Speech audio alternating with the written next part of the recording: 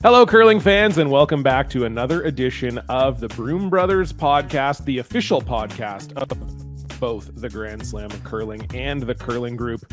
As always, I am one half, potentially the stronger half of Broom Brothers, John Cullen, and with me is, I guess, by default, the weaker half, Robbie Doherty. Sorry, my earbuds aren't working. What did you say? Well, we just wrapped an interview, which all of you will hear shortly, with Joanne Courtney. We know now returning to action this weekend with Team Einarson and at the Saville in Edmonton, and then at the Slam next week. And we discussed potentially a fitness competition. And you said you think that I'll do better than you. So I blamed it on Halloween. Listen, Joanne also, mentioned a few times in our chat about, how she misses curling, and she was saying from the booth that she gets to watch both teams do things. But then, and she mentioned about Rachel's kind of killer instinct and competitiveness on the ice. Don't think that I don't have that killer instinct somewhere buried under this man bod. I will be, if you challenge me, I'm coming hard, John. Okay. Okay. So I'll look forward to it in okay. Nisku. You and I, Joanne, can run us through something. I mean, it'll be bad for, don't get me wrong. I won't be good either. No one will be impressed by either of our performances. It's just which one of us can have the better performance. Well, better performance on push-ups is one thing, but better performance post push-ups is another, because I actually have to lift a microphone up. You just get the headset. So if I can't literally do this and get the microphone close to my mouth, that's trouble. But I might need Langer to put the headset on for me. I won't be able to lift my shoulders anymore. I have to get him to help me out. Well, Robbie, we do have that great interview with Joe coming up, but before we get there, a few curling news items to discuss. Yeah. We had a couple weeks and no team changes. No, so that's kind of hallelujah. Yeah, it's been a busy few weeks, but then kind of calmed down after that. There's it's funny because I was looking over some of my notes for my own research before we did our first episode, and I just had some rosters written out, and there's a few of them that are completely different. So, but that's what makes curling fun. You never know. I mean, it does, especially now. I can remember writing a newsletter where people were asking me about team changes and stuff. And I can remember saying things like, oh, well, once year 2 of a quad is over, the teams are locked. You might see one change, maybe, like a Colton Flash for John Morris type of change, but for the most part, after year 2 of the quad, the teams are locked, and that has aged like milk. Every team is different, it seems like, and it's been wild to follow. And speaking of one of those major team changes, we are getting our first look this week at the Pan-Continental Curling Championships in Lacombe, Alberta. We're getting our first look at Brendan Bottcher playing with Brad Gushue. And Robbie, I don't know how much of the Pan-Con you've been watching, but just from clips you've seen, from things you've heard, how has Brendan Bottcher been looking so far? My first question is that event televised? That's the question on a lot of people's minds. Apparently, if you follow any curling thing on social media, there are a lot of Canadians who are apparently disappointed that the event that literally no one watched, so TSN decided not to pick it up. They are very upset that it is not on television. And I guess curling fans just think, Robbie, that everything is free. I guess they just think that if TSN wanted to broadcast the Pan-Con, that's just free and easy to do, I guess, is what they think. I don't know.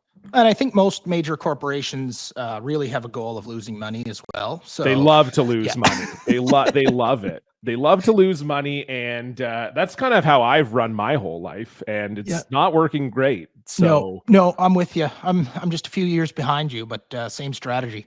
Mark Zuckerberg's liking it though. A lot of Facebook comments on the lack of mainstream television coverage for this. So one final time, no, it is not televised. It can be streamed through World Curling, and that's the end of the story. That's it. And no matter what, it's not televised. So the thing I always think too is if you're so angry about it not being on television, you obviously care about curling a lot, just buy it. Yeah. Just buy the stream. I think the stream is not that expensive. It's $20 for the whole event and you get every game or something like that. I don't know, don't quote me on that, but it's something like that. So, if you care that much, then I just don't understand, Robbie. I have to admit, I don't understand. No, I don't either. And we're going to move on. Brendan Bottcher. George is getting frustrated. No, I thought Bottcher looked great. He looks like he's very comfortable out there. A lot of the stuff I've seen were clips taken from the stream on X and Instagram and whatnot. He certainly doesn't look like he's struggling on the broom. Brad himself has made a lot of huge shots. There's a couple huge runbacks he made, which Bottcher was sweeping to keep it straight, and they were made perfectly. Shooting percentage is great. And as of now, this is Thursday, Halloween. They're 6-0. So something's working pretty well. Yeah, I mean, I think, it's kind of a perfect, I was thinking about this week. Like, I feel as though it's sort of the perfect event to bring Brendan in because, first of all, no one can see it, as we know. So that's always nice to do it completely behind closed doors with no options for anyone to see it. No, but I think it's kind of the perfect mix of, like, the Pan-Con field is fine. It's not amazing. If you look at the world rankings of the teams, you have Japan is in there and they're decent, and Korea, obviously the United States, but then you have some weaker teams like New Zealand and Australia, although Canada did have a barn burner with Australia last night as we're recording this. But, it's not the level of strength of a field of like a slam or even a world championship, especially on the men's side. The women's side may be a little bit of a different story, but I think it's, from that perspective, a great way to get Brendan back into it, playing some top-ish level competition, but not like the tippy top level of competition, but also has the pressure of wearing the Canada jacket, competing for his country, which obviously means a lot to players. And, so it's kind of like a mix of like, and we also know that because the men's worlds are in Canada this year, Canada has already qualified as host. So they don't need to finish in the top 5 of the Pan-Con to get into the world. So it's sort of this kind of, I feel like, perfect mix of high pressure and low pressure situation. Oh, I agree. And I want to go back to the first thing you said, about, kind of the perfect event to play in. And then we talked about Canada's record. And then you had mentioned that Canada just came off a barn burner against Australia. And we both kind of had a surprised look on our face. But, to me, that's a sign that maybe the event is sort of fulfilling its purpose. 10 years ago, I don't think you would probably ever say that Canada was in a close. I mean, it was 13-8, I think, or 13-9. Yeah, so yeah. Not exactly, nail biting close, but Australia scored 9 points against Canada. And that doesn't happen very often in curling. And if, really, I don't want to say the purpose of the event is to grow teams. It's to qualify teams for world championships. But, part of that, I'm sure, from the World Curl standpoint, is getting new teams, new countries, new member associations, new nations, experience on more of that world stage on good ice. Obviously, it's working. We've seen the rise of the world for how long, and now you see, even in the B division, just the countries that are entered. Like, I see Kenya has a team in. That's Nigeria, really cool. Qatar, like Puerto Rico. Yeah, I mean, so the fact that that Canada, has to make a nice one to beat Australia. I mean, to end it early, but still made a great literally bit the pin for two to go up 13-9, and Australia shook. It's kind of working, in my opinion, at least.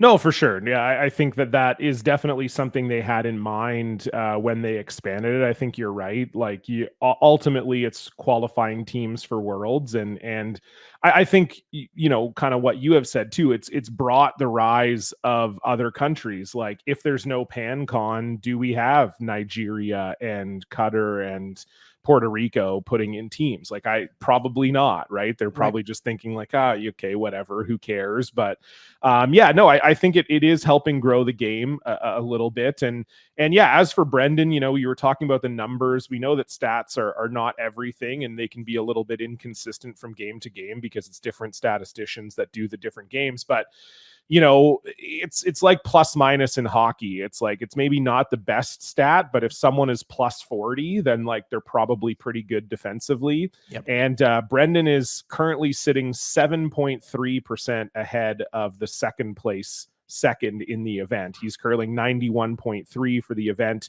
And then the second placed second is currently sitting at 84. Again, we're recording this on Thursday, but you know, when you see numbers like that, to me, it's sort of fulfilling at least a little bit the promise of Brendan Bottcher joining that team, right? Like on paper, when you think about we're adding a shot maker of Brendan Bottcher's caliber to the second position, those are the kind of numbers that you're thinking about. And that's the kind of dominance over the field that you're thinking about when you get to add a shooter like that at second position. And so I think it's just interesting to see that that's kind of playing out exactly how Brad Gushue would have wanted it to play out this early on.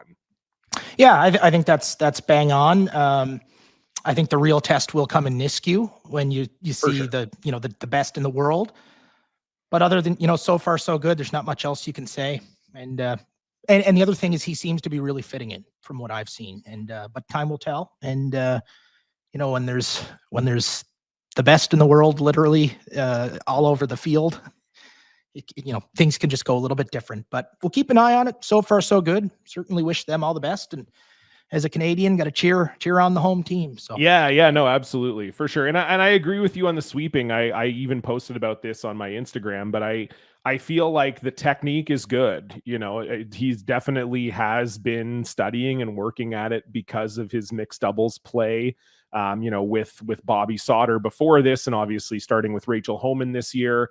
And yeah, I think he's just, I think if this all works out and he knows that he's going to be on this team through to the Olympic trials, I think it's going to be a hard summer for Brendan. Like, I think he's got to bulk up a little bit probably. But the sweeping technique and everything I feel like is there. And as we talked about before, Jeff Walker, one of, if not the best judges. So he's got some time to kind of develop that skill. But yeah, I mean, I think the technique is there, and certainly the shot making is there. And just before we move on from the Pan-Con, just a final little note, we're 3 years into the Pan-Con. We talked a little bit about how it's maybe affected the World Federations from a Canadian perspective, a Canadian curling and fan perspective. Where are you at with the Pan-Con? We're 3 years in. Do you still like it? Do you pay attention to it? Where are you at with the Pan-Con? Well, I'm all for inclusion of different countries, joining world curling, having a chance to eventually get to the World Championships down the road, and you have to have some kind of qualification for it. I think maybe when fans see, that the national jerseys go on, in an arena setting, they sort of get that feeling that it's a big event, that it's a world championship. And I don't necessarily maybe think it is that. Like, it's certainly not the World Championships. They're trying to get there. So I think that it can kind of confuse fans a little bit naturally, that perhaps it's a bigger event than it really is, hence all the TV discussions.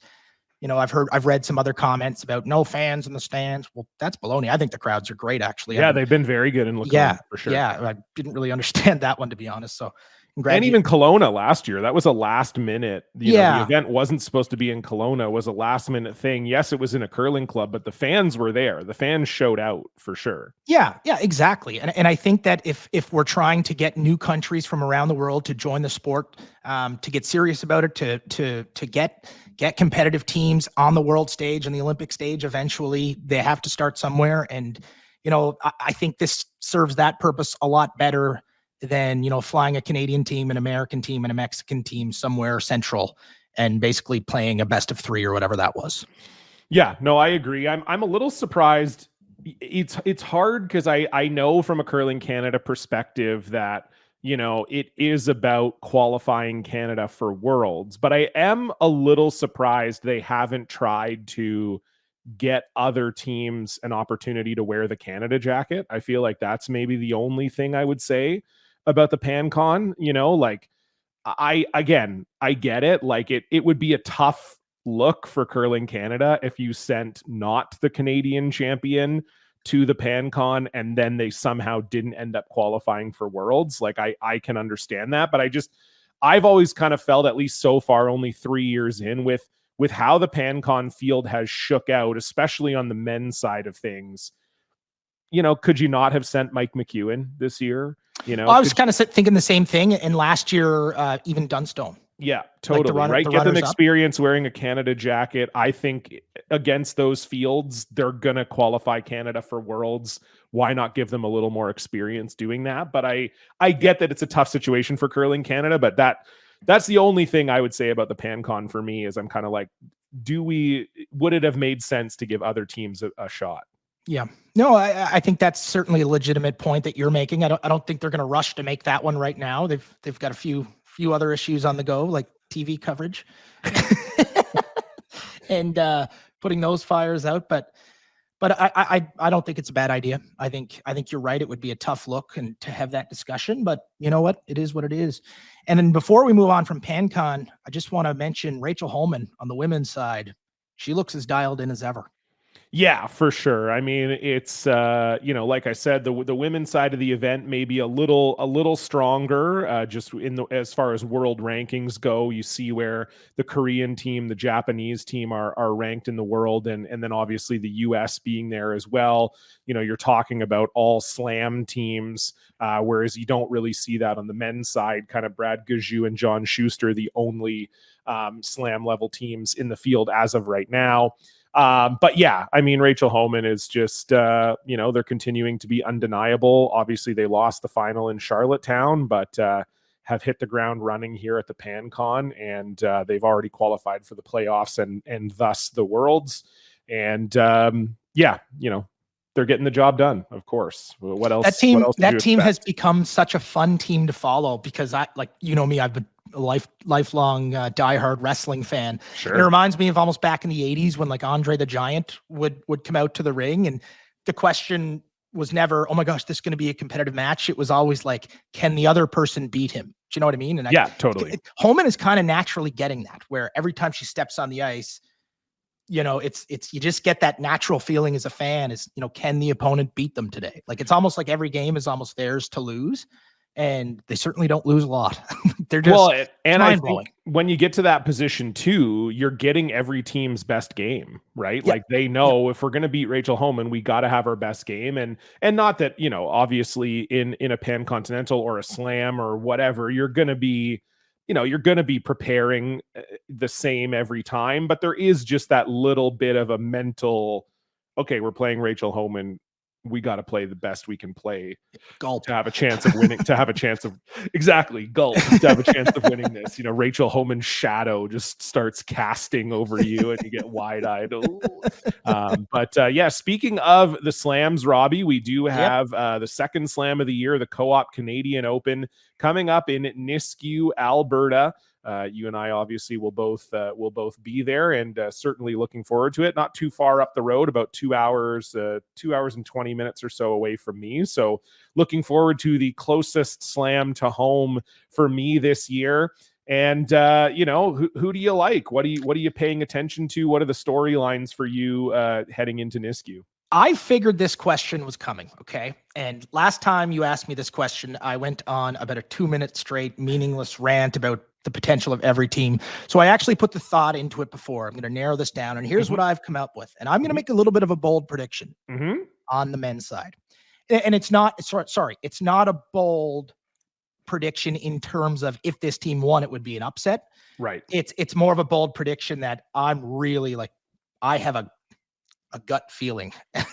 Okay. Those gut feelings are bigger than they were 3 years ago. I was going to say, is it harder to find them? I think, and maybe this is the ticket seller in me. I've worked in entertainment most of my life, and I thrive on the big storylines. But I think on the men's side, it's going to be a Brad Jacobs win. They had the win in BC. They had the win in BC a few weeks ago. That team is really, really, really strong. I just think they are going to have an event of a lifetime. I really, really do. It's in Alberta. They're going to have the fans behind them. I think it's going to be rocking Edmonton. Certainly is known for their passion for curling in Nisku just outside of Edmonton. And I think with all the Bottcher Gushue stuff going on, they've been kind of sneaking under the radar, getting better and better, having probably some pretty meaningful chats as a team. And I just think they are going to be on fire in Nisku. And another prediction, I think they're going to play Brad Gushue in the final. Oh, I mean, but again, that's the ticket dream. seller. That's my dream. Yeah, that's the dream for sure. Yeah. I think everybody would love to see that. I mean, Brad Gushue did make the final in Charlottetown, so wouldn't be out of pocket to expect him to be there. And yeah, Brad Jacobs. Wow. I love it. I also, one thing I want to add to that, because I said I was only going to talk about 2 teams, but I also think Nicholas Adine is going to show up really, really ready to go in Nisku. I think they lost 3 qualifiers in Charlottetown. Yeah, missed the playoffs in Charlottetown. Yeah. And the Grand Slam events mean a lot to them. They'll tell you that. And I don't think that would have sat well with them. And they're a very, very talented curling team. I would say they've been waiting for this one since they left PEI. That's my prediction on the men's side. Love to hear yours. No, I love it. For me, for the men, I think I'm the same as you. Just, not necessarily picking Jacobs to win, but I am definitely on your side that like a Jacobs Gushue final is money. It's fireworks. It's, we're getting that matchup kind of right away. I think I'm very excited about that. Love that.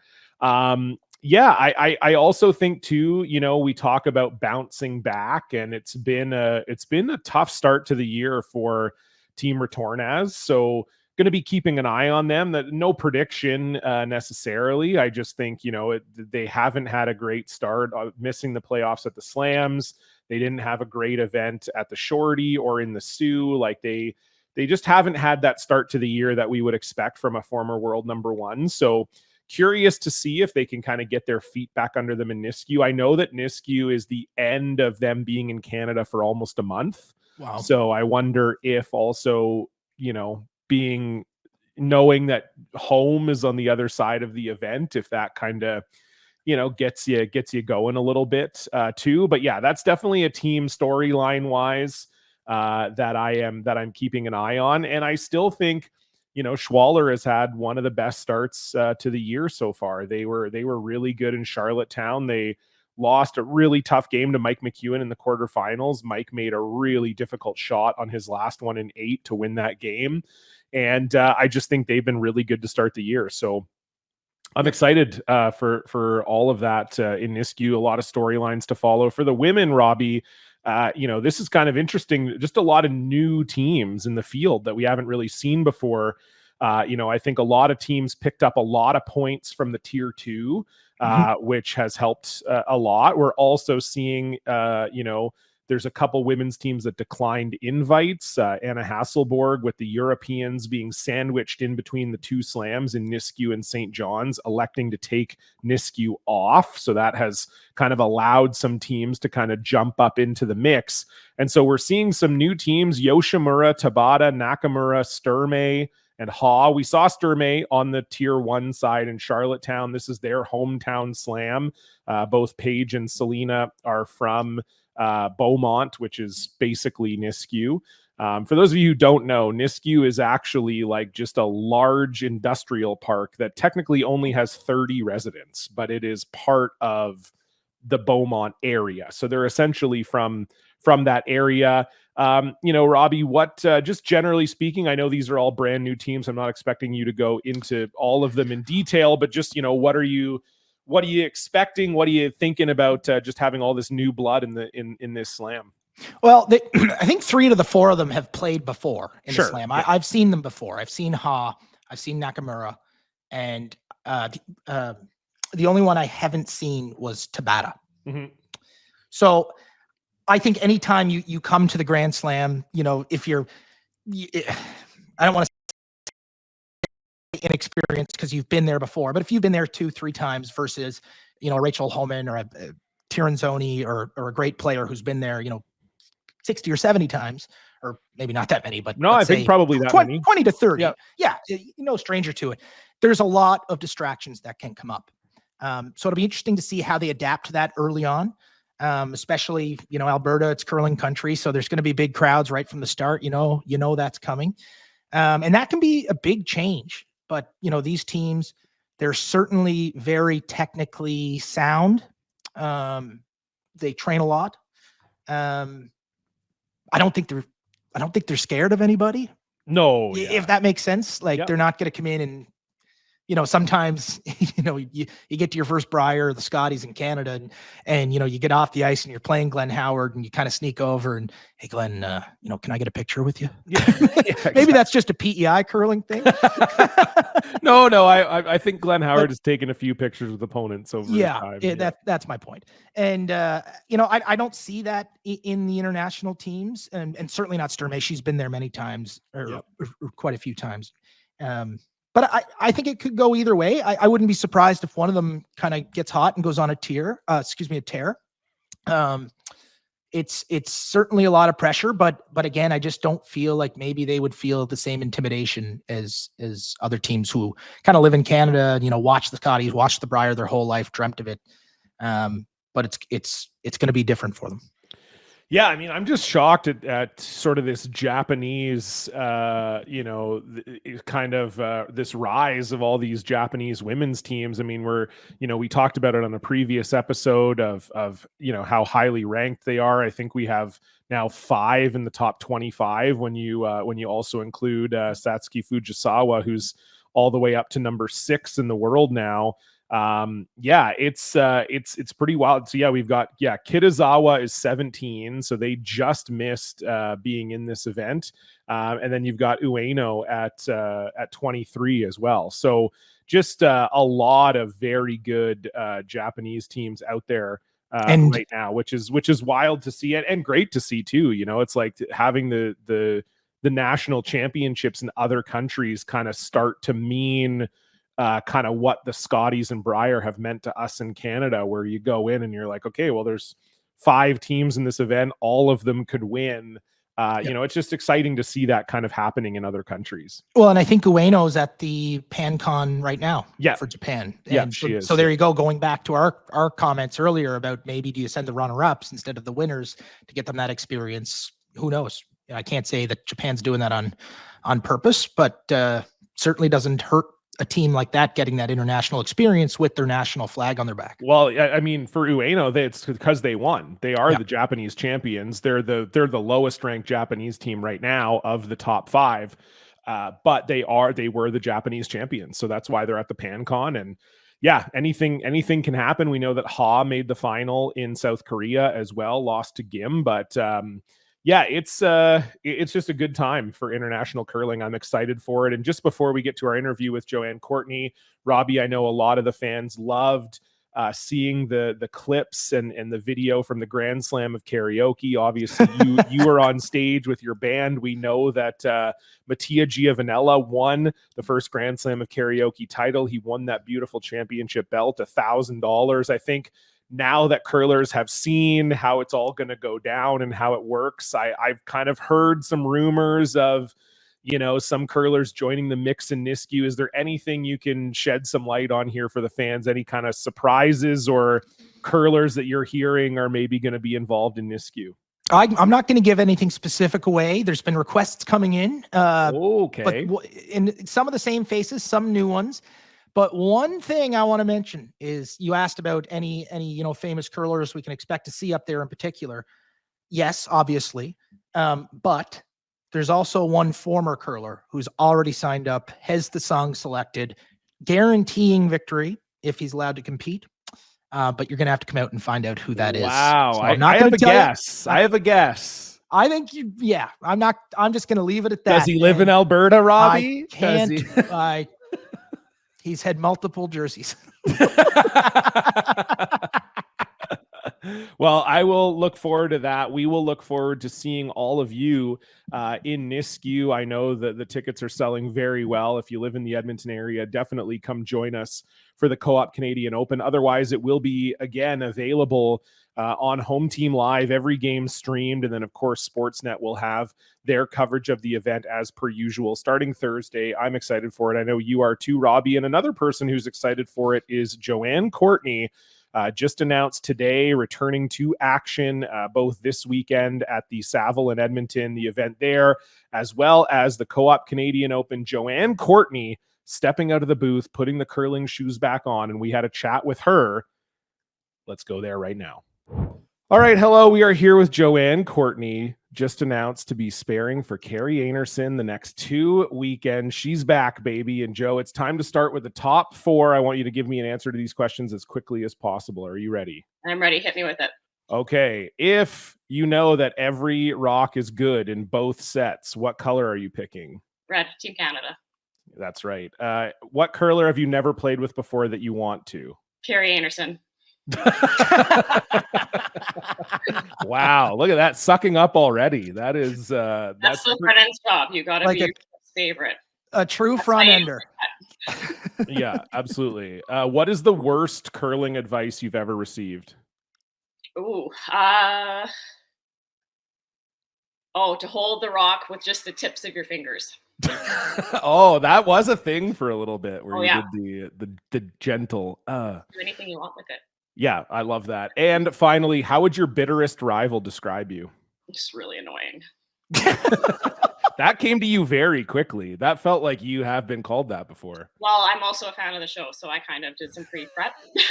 Oh, first it's Kari. Like, why is she so sweaty all the time? Right? That's just annoying. But also just, a little extra. And I mean, I have been in the broadcast booth for a couple of years now, so it's a lot easier from the couch, and it's hard, you got to critique, you got to call it like you see it. And I try to be as fair as I can for the players, but I know what it's like to be on the other side of it. And there's stuff you say that can be a little annoying. Joanne, first it's Kari. I don't want to be late for practice. Now it's Robbie and John. I'm a big fan of the show. It's cool. We don't have to suck up here. Okay. We're all good. This is Broom Brothers. Okay. Just chill. I disagree, Robbie. I want all the guests to suck up to us, to be quite honest. That's kind of my whole thing. It's cool if you're like modest or whatever, but I do want the guests to suck up to me. So tell me more about how much you love the show, Joe. Yeah. Yes. It's, honestly though, like it's great to have, more voices in curling, and you guys are on the ground with all the slams. And I mean, there's so much happening from week to week, especially this year with all the, injuries and dumpster fires on the men's side that it's been Yeah, well, let's kick it off. Joko, you're back to the show. You're playing in Nisku Co-op Canadian Open. How you feeling? I'm so excited. Honestly, I was in the depths of the mom vortex on my year of maternity leave, and it was like August where I realized I didn't throw a single rock last season. I was, super pregnant, had my baby in October, and then just trying to get my feet under me. And then I had some TSN stuff. So it just didn't make it to the rink. And I thought that was really sad. So I got out and I threw a little bit, and then this kind of came up and the timing worked out, and it's been so fun. Like I never quit curling because I didn't love the competition. It was just the commitment and how, much of your life it takes. So it's been fun to kind of dive in to get my curling boot camp in, and I can't wait. Are you nervous because they did have a spare in Charlottetown and they did win the slam with the spare? Do you feel like you've got a lot to live up to here? Of course I do. I mean, for one thing, you're replacing Shannon, who's one of the best seconds out there, and then Dawn comes in without having played second for 2 decades, 1 decade. Yeah, lights it up. So of course there's some nerves there, but I mean, you're always going to expect the best out of yourself. And I told Kari, I don't know how many practices I need to be, good enough to spare. So I tried this recipe and I said, I can guarantee you I'll have great attitude and I'll speak as hard as I can. And that's, the rest is kind of up to her. It's not like I'm also Kari, we lost and it's your fault and not mine. And I think it's important you recognize that. Just come in so hot, just blame everyone. But it's also funny too, like if a lot of times you chat around the club or chat with people maybe you used to curl with or friends, just love curling, and they say, oh yeah, I'm coming back for a couple of events. Oh, what events? The Island Petroleum Classic in Montague, PEI. This isn't exactly that. This is a huge event starting off this weekend, Edmonton. Yeah. And then followed by just a casual Grand Slam of curling event in Nisku. So 2 big ones. Is that intimidating for you? Of course. But you know what? It actually made getting my butt to practice way easier, right? I wondered a lot about motivation and stuff, because the last couple of years, when an athlete retires from their sport, you kind of have to figure out your new relationship with fitness and training and all that. And I realized a lot of my motivation for all that training was the curling and the curling team. So it's been really fun, at 8:30 when the kids are in bed, like, hey, I gotta get my workout in because I have a team I'm here to perform for. So it was nice to get back into that and feel that intensity. And of course it's intimidating, but that's what we play for, right? And I think especially, given my other role being on the dark side now and from the booth, I think this is going to be really good for me to just be out there again and get some intel on the teams and on how the game is. Like when I left, carving, like knifing, wasn't really a huge thing. So like that's weird for me to be up in the booth as a person that takes a lot of pride on being, a career front ender, loving sweeping and all of the intricacies of that, like to never have really done it much. Like that makes me feel a little awkward. So I'm really excited to get that intel and get those reps in. Okay, so you're like a secret op. You're like a spy, actually. Yeah. You're like, I don't actually care about the curling. This is for what I'm doing now, which is broadcasting. And I mean, maybe Robbie, you and I got to get back to playing seriously, and then we might start actually trying to work out again. Maybe that's what I've been missing my whole life. Although I didn't work out that much when I played either, so I don't know if it's just going to all of a sudden change. But maybe I need to get something going. Well, I certainly haven't worked out since I played, but I was laughing at your sweeping comment there, Joanne, just laughing to myself because the last time I played competitive, and it feels like yesterday, we were still trying to get deals on discount Norway heads from Gold Line. We can try and switch them up every 6 ends. So that's how long it's been for me. So I think you'll be just fine. Things have changed a lot. And I mean, they're changing a lot every year. And we're seeing that obviously the slams being owned now by the curling group and just lots of movement in the sport and how it's growing, right? So it's really nice to be back on the ground and to get into it.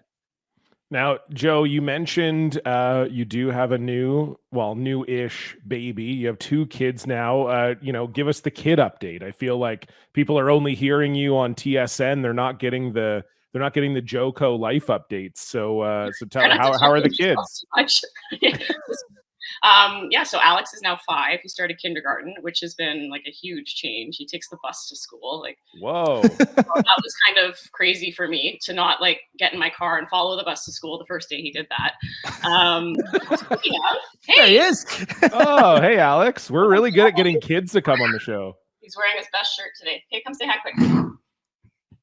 Oh, hey, Alex. Cool shirt. Whoa, that shirt is so cool.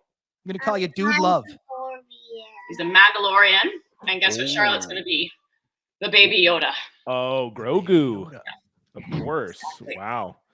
So yeah, he's a boy. And he is so much fun. And it's been really cool to see him growing up. And the fun thing about all this is like he was 2 when I stepped away. So he doesn't ever remember like seeing me play. And it was COVID and we didn't want him in the crowds when it was kind of opening up. So he's really looking forward to seeing that. And then, Charlotte's 1. I just still treat her like a baby, kind of that classic second born. And she's so much fun. Tons of personality. You always know how she's feeling. And she's just been great. Listen, pass on to Alex. One of my favorite wrestlers of all time was a guy named Dude Love. And I was thinking about dressing him up as him this year, and I couldn't find a tie-dye shirt. So tell Alex congratulations on the costume. A great find. I was laughing. I always tell the story too, Joanne, because you and I chat a bit, especially last winter during the season, and everyone's like, oh, I was telling my wife that we were chatting during the Scotties or the Briar, and she's like, oh, do you guys just talk broadcasting, talk curling? And I read our last text, and I said, no, we're actually just discussing nap patterns and how many times both of our kids sleep every day. So time flies. Oh, it does. Yeah, and that vortex is real. Like you instantly have so much in common with anyone that has kids. Absolutely. Well, hey, whatever. If you 2 want to just have the rest of the interview between the 2 of you and you want to leave childless me out of it, that's fine. Look, I'll tell you about my nap patterns. Okay. Once a day, every day, 40 minutes, usually around 5 p.m. Otherwise I do get a little bit cranky. So I don't think you napped yet today then, did you, John? I haven't. I know. Can you tell that I woke up early to do this interview so we could squeeze Joe in before she's got to go practice with her new team? Look, I'll be fine. It's okay. I was curious, Joe, because, you kind of talked about getting back into it and feeling happy being back out on the ice. And we kind of saw, just recently, like Brendan Bottcher kind of seemed like he was ready to take the year off and then kind of got the offer that lanterns are on the ground. Okay, we'll fix them in 5, okay? He kind of got an offer that he couldn't refuse, and he was Yeah. like, okay, I'm willing to come back. Is there an offer out there for you that you couldn't refuse that you would come back for? No, This is it. this is the perfect world. Maybe get in for an event or two a year, get to feel the excitement and join in on all the action. It's just that's nothing's changed for me. It's the 8 months of the year, essentially, right? Your September to April. It's got to be every day.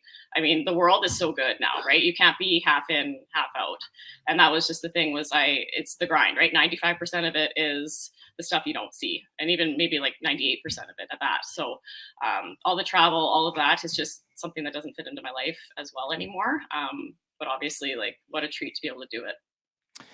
I want to just jump in on that for a second. And I'm just speaking from my own personal experience. We kind of have similar stories. Stopped curling. You obviously played a lot more than I did, and had much more success than I did. Yeah. But we both decided to not play anymore at a high level. But then we started working in curling. So I've been with the Slams. I think this is my 9th year in various different roles.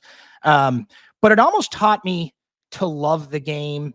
I definitely didn't love it any less, maybe not anymore, but I learned to love it in a different way when I was involved in a different kind of world or a different side of the game. Did you find that at all? Oh yeah, and honestly, like, it was instant because I did the 2022 Olympics with CBC right before like my last 2 slams. Yep. What I couldn't believe was from that perspective, like how much more I appreciate the talent that's out there and just the quality of the teams. Because when you're out there and you're playing, like, I don't know if everyone's like this or if I'm just like a bad person, but you're out there and the other team like makes this great shot, or like they sweep it the whole way and they sweep by the guard by this much, and you're just like, oh, come on. Like, you're not happy about that, obviously, because you're playing against them and you wanted them to miss. But from the other perspective, where you're not cheering for either team, like, what an amazing sweep. Oh, the line call, the weight control. And you can really appreciate that talent on both sides. And the coolest part about being on the broadcast side of things is, like, well, first of all, you don't lose from the booth. So that's great. You're always in the final in the booth, I find, which I love. You never miss. But second of all, it's so intriguing to watch both teams. You know, which team rises, which one falters. What are their storylines like this year? You know, how is someone developing in this role? Like, curling is such a cool sport. It's a small team, right? But every player is so important. So watching that dynamic, watching who's good at what, and being able to kind of draw the attention to that, I think is really, really like a cool way to watch it from. So I felt like a much better person, you know, seeing it from that lens. I'm really curious to see what happens now when I step on the ice. Like, am I going to go back to that girl that's just like, you will, for sure. Of course you will. I'm like, yeah, I always go back to the movie Little Big League. You guys remember that? Back absolutely. in the day? Yeah, great movie. And they need a team to lose for them to have a shot at the pennant. And I remember one of the characters, they're watching the game on TV, and one of the characters says, "Mags, I love you, but I hope you die like a dog." And that's basically how I always felt when I was curling. It's like, you're probably my friend, but I want you to miss this shot more than I've wanted anything else in my life. But what I always loved about that was the intensity in that roller coaster, right? Because most people, I mean, now, like, my everyday life, you know, I'm a nurse, I go to work, get your shift done, come home, your family, you know, all that stuff. You don't experience like that emotional roller coaster like you do in, you know, a highly competitive sport. So like when you watch on TV, like that agony of defeat and the joy of victory and all the, you know, in between emotions, like that's such a privilege to get to experience that and to ride that wave, right? So like a lot of people don't go through their life feeling all of those ups and downs. So you have to just appreciate it no matter what part of it you're at. For sure. Yeah. I mean, I've heard, Joe, you know, of course I do some digging for these interviews, and I hate that you do that. I really do, John. Do you hate it or do you love it? Or you just hate it when it's you? Yes, I did find something again. So last time I interviewed you, which is now going back quite a ways for MQFT, we discussed, you know, your love for Cookies by George. And you and I still send each other photos of whenever we're around a Cookies by George. And I have heard as well, and I didn't realize this, but even when you were competing at the highest levels, you were sort of known for your like secret candy stash. Has that sort of bled into the broadcast booth as well? Are you candy stashing while you're broadcasting also? You know what? I haven't had a stash broadcasting yet, and I'm wondering why. I am too. It doesn't get to the booth, but it's always in my room. Like at night, there has to be something sweet close by, or else like, whoa, somebody messed something up. But yeah, it was actually really funny because like back in the day when I played mixed doubles, at 2017 when Reed and I were at Worlds, one of the comments that came out of the coaches was Jeff Stout and Paul Webster. I think Jeff made a comment in passing to somebody and was just like, geez, Joanne, she's just so regimented. You know, you go to lunch and it's salad, double chicken, and, you know, you get the supper and it's whatever, double protein and just, you know, water and soda water and blah, blah, blah. It's like, yeah, but you should have seen what was in my room. Like, really good until like 8:30. And then, you know, I don't know, 1,000 calories gets ingested. What's the go-to? What's the go-to in the hotel room? Oh, you know what? I do evolve. Like, I'm pretty multifaceted. So like I was really big into Skittles for a long time, and then I just OD'd on them. Like, I can't even look at them anymore. Wow. So lately it's been more like sour jujubes. I'm a big fan of a sour candy, as is my son. So I feel like I'm developing some bad habits here. I'll be like, what about chocolate? After 7 and good night. What about chocolate?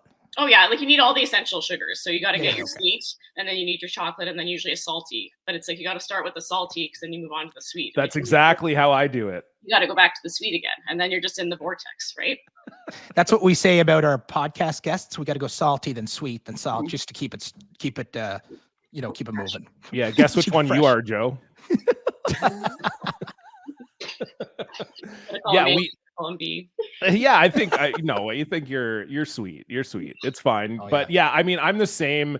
My nephews are 7 and 5, and my dad, for whatever reason, like told my nephews when they were younger that like part of my lore growing up was that I used to keep candy beside my bed, which is true to an extent, not all the time, but yeah, sometimes I would like buy a Costco thing of candy and just keep it beside my bed and eat it while I'm watching TV before I go to sleep. And so now my nephews still, just like apropos of nothing, will be like, Uncle Johnny, what's the candy you have beside your bed right now? Do you have candy beside your bed? And because they think that's like the coolest thing that you could have is just like a box of candy beside your bed. Well, I blew my own secret last year because I keep some candy in the console of my car. And now Alex is like, Mom, what are you doing? Candy. Throw it back. Oh man. Kids. So sorry. So I just want to ask you, it's been obviously a few years since you've played.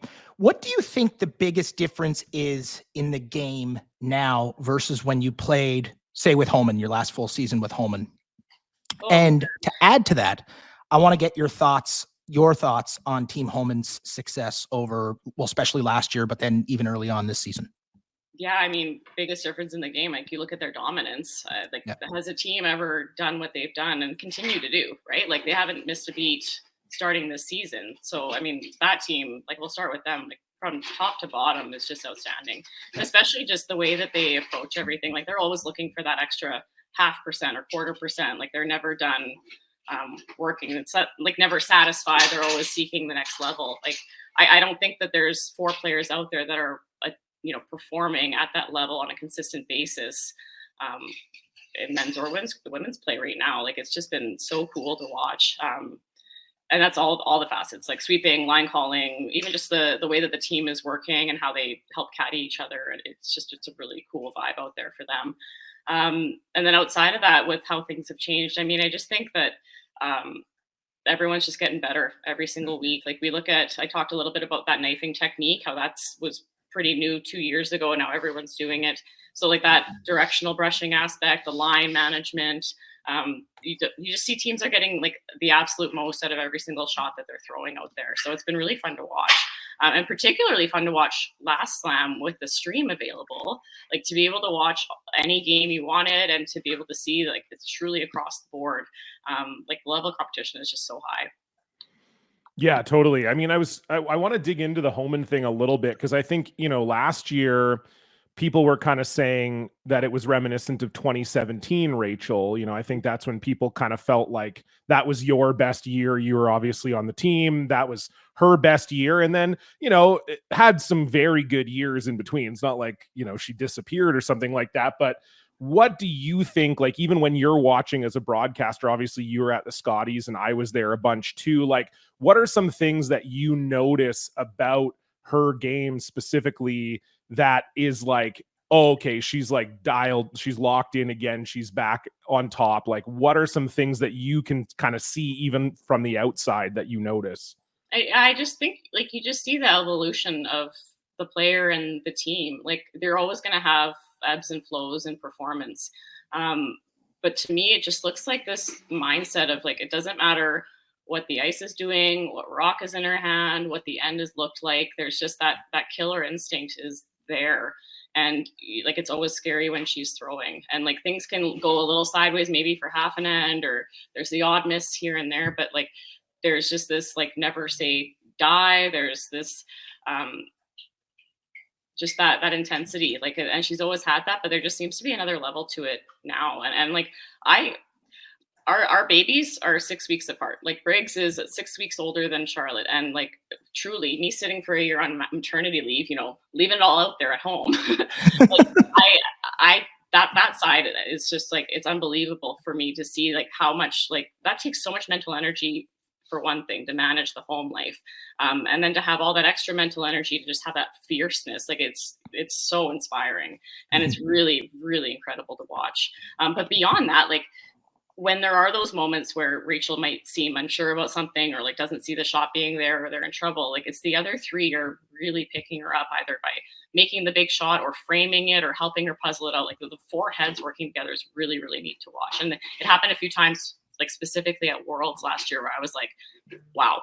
And she made the big shot, and it was just like such a great group effort that, yeah, they're going to be a very hard team to beat, I think, for a number of years here. I have one more question for you, Joanne. This is from me, and I know I teased you earlier on about you sucking up to others, so now it's my turn to return the favor. But when you made your debut in broadcasting, as you mentioned, at the Olympics, I was very public about it. I tweeted about it. I think you did an amazing job, and I'm a huge, huge fan of your work in the booth. I think you've adapted so naturally. You bring a very realistic, very current view to the game. I just really enjoy you, and I've told you that, so I'm not trying to surprise you here. I'm curious. I just want to hear two things. How you like, if obviously you're enjoying it. You know what? We'll just say one thing. What's your favorite thing, your absolute favorite thing about being in the broadcast booth? I love just getting to feel those emotions again. Like I feel the goosebumps before a show. I feel like I love curling so much, and I'll get nervous when a team has a huge shot to either like get a big win or whatever that is. So I feel like riding the waves and having that adrenaline, like obviously it's not going to be at the same level as when you're actually out there, but it's like, it's the next best thing. And you know, we'll do the pre-show and we go live for the final, and you can feel the crowd's there and the lights are going and you're watching the curlers come out, and there's this real kick of just like, this is so exciting.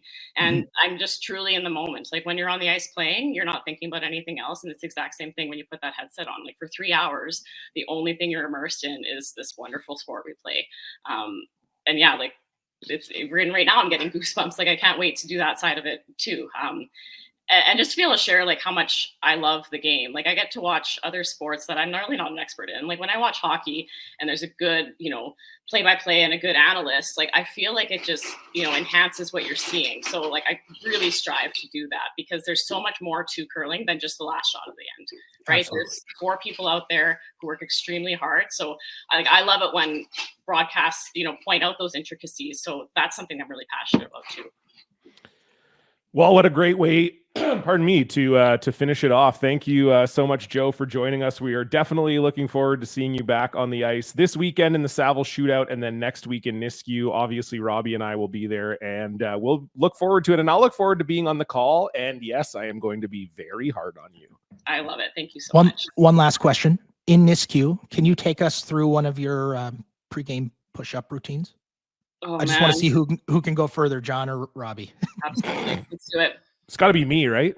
I don't like my chances these days, especially post-Halloween. Thanks, Joe. Hey, thanks, guys. Great chat. What a great chat with Joanne Courtney. Always lovely to hear from her. Sounds like we're not going to be able to get her out of retirement, Robbie. I kind of thought maybe this was like the first step on the path back to competitive curling, but she was pretty adamant that she's happy in the booth. Yeah, she was pretty convincing. Joanne is just one of those people you just love to chat to because you don't know where the conversation is going to go. You don't know where it could go. And she's just full of life, has a great outlook on everything, but is also very honest. Always been a big fan of Joanne, and hope we get to chat to her again. Agreed. So anyway, Robbie, it is the end of the show, and you know what that means. It's time to play a game.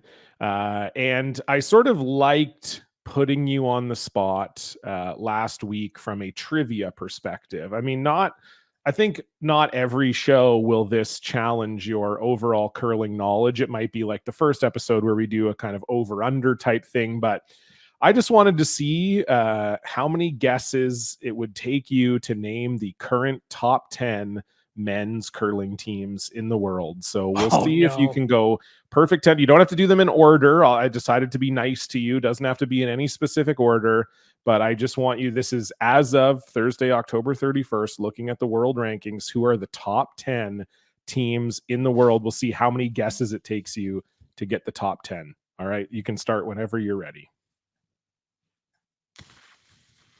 Okay. Retornes. That's one. 1 for 1. Jacobs. 2 for 2. Gushue. 3 for 3. Edin. 4 for 4. Schwaller. 5 for 5. Mowat. 6 for 6. White. 7 for 7. This is where she gets dicey. That's a PEI term, by the way. Yeah. Okay. I'm trying to think of countries. Can we say this is a bold one? Yeah. Oh, wait. Did I say Dunstone yet? Dunstone. No, you did not say Dunstone. But So that's you're 8 for 8. Okay. This is the one I'm not sure of. Yeah. Because I think he's real. No, I'm not even going to say it yet. I'm just going to deep think for 1 second. Steve, can we just play the Jeopardy theme here for a minute? I got 2 left, right? That's close enough. Yes, you have 2 left. Yep. Reed? Reed is number 11. Oh, okay. That was the one I was wondering because I saw he jumped to number 11. Yeah. Oh my gosh. I'm having my dad brain fog here. Okay, so you're at 8 for 9. I'm going to give you 2 more guesses, John, then we're going to move on. Well, this is the last segment of the show. You got to know. go. No, move on. Like, well, Jeep, how much time do we have? Well, I mean, I think one of these is definitely gettable. Very surprised you haven't gotten it yet. The other one might be a little trickier. It's not that, it's just trying to remember who I said so far. Oh, McEwen. There you go. 9 for 10.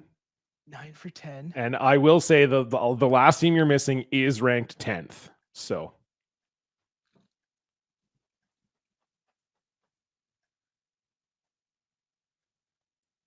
Craik?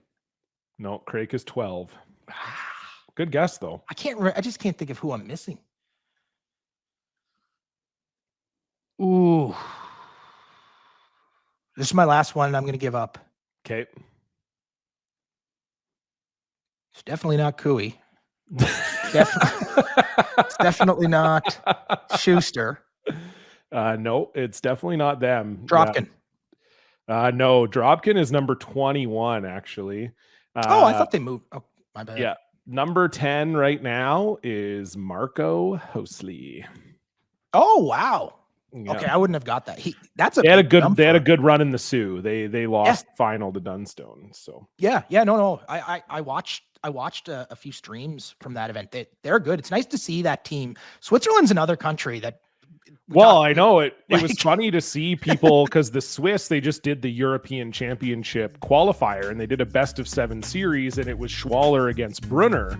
And everybody said, well, why is it Brunner? Because Hosley's higher ranked than Brunner. But at the time that they set the championship series, Brunner was higher ranked. And then people were like, well, why didn't you do a 3-team thing? But again, it's just, like you said, nice to have that conversation. Having that conversation on the women's side too, with Xenia Schwaller obviously getting quite good as well. So anyway, not bad, Robbie. I will say you did pretty good there. You were like 9 for 12.